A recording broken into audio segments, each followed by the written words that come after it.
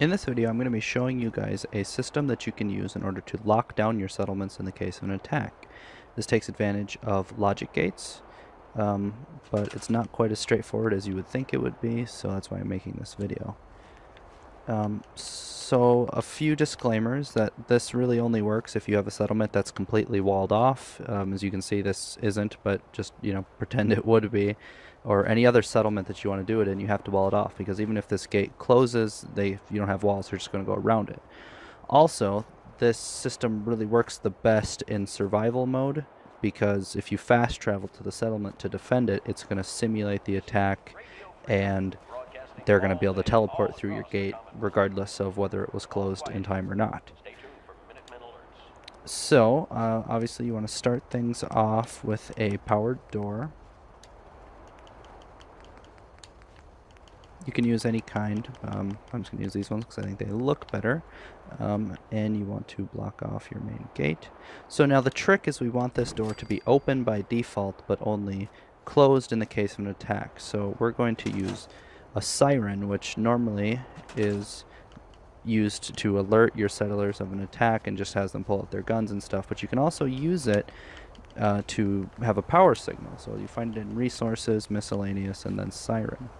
And so what happens is you have to have power coming into the siren to operate it, and then it only gives power out if the siren is on. So next we're going to get a generator. You're going to want to go with a 5 or larger. The 3 just isn't big enough. You can do 4 if you're in an existing power grid that has 4 extra power, but if you're doing this on its own, just go with the 5. So then you're going to want to power the siren. And so now you guys can see when the siren comes on, it's blaring and everyone gets ready. But we want that to open the door. So the way you can do this is with logic gates. Now normally you'd just be able to use a simple not logic gate, because what that is it means that the output is not the same as the input.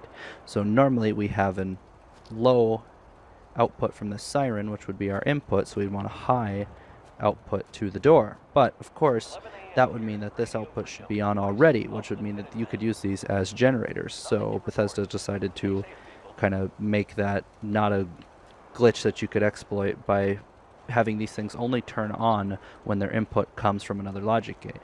So normally in electronics you would have an entirely separate terminal on here where you provide power to it, but they don't have that. So what we need is another gate to feed into this. So we're going to use an AND gate. And basically what an AND gate is it just means that as long as both one and the other are high, then the output will be high. Now, as you can see, there's only one terminal, so it's as many as we wire to the input. They all have to be high in order to output high. So now you want to go from here. We want this to go to the AND gate, and you can see it turns on. So now that's because there's only one, and that one is high because it's coming straight from the generator, and so the output is high. So now we can put it to the NOT gate, and you'll see that it doesn't do anything because now we have an input, but it's high. So now we need to find a way to get that input to go low so that this is low, so that goes high. So now you can wire from your siren to your AND gate. So now this is normally low, so our AND gate has one high and one low with an output of low. So now our NOT gate will flip it, and we have a by default high signal. So then that goes to your door, and it's as simple as that. So now, as you can see, when the siren is activated, which this can be activated by settlers, as soon as they see an enemy, they'll activate it, the door shuts on its own. I usually like to put the siren in a place where you can activate it from the outside. In this case, you definitely wouldn't be able to, because every once in a while you'll get yourself locked out of the settlement when you're trying to defend it if you come up. And that's usually okay, if they're small, like a raider party that you can take out easily from the outside. But if it's like Deathclaws or something, you want to be able to get in and get to your defenses and defensive positions. Of course, you can always just have some other kind of button that allows you in on a separate gate, but I usually just like to play it safe and put this siren someplace accessible from the outside of the door so you can shut it off to get in. Another thing you want to do that really helps with this system is to go ahead and put a guard post right next to the siren and assign someone to it. That way you always have a settler who's close to the siren who can see enemies and close it. This layout isn't really the best strategically. I just kind of chose this spot so you could clearly see the wiring and how that works. You can customize this however you want, but here the enemies are going to have to get all the way to here before your guardsman sees it and hopefully locks them out. So usually I would build something like this, you know, probably up here and have the siren be here so they can see him coming from a long way off, but then, you know, you have to run your wires all the way down to the gate, which is here.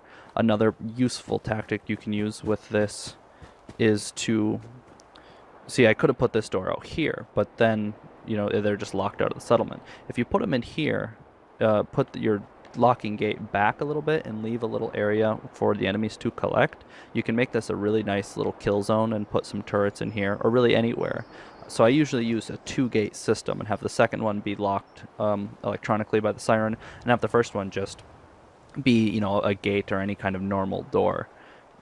The only one slight kind of annoyance with this system is Brahmin don't always fit through here, so if you have trade caravans, they'll get, you know, they'll just stop in this little pattern.